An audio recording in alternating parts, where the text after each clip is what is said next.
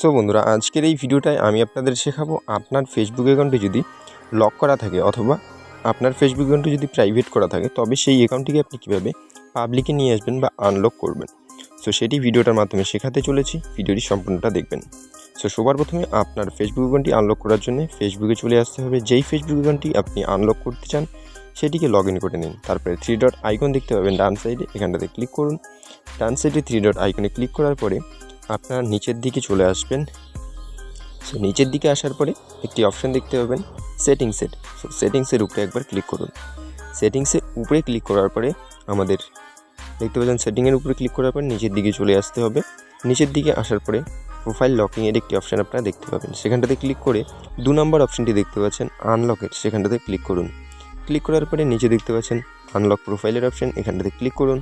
Click করার পরে এবার জাস্ট আপনি একবার রিফ্রেশ করে দিন, দেখতে পাবেন আপনার অ্যাকাউন্টটি কিন্তু প্রাইভেট থেকে পাবলিকে কনভার্ট হয়ে গেছে।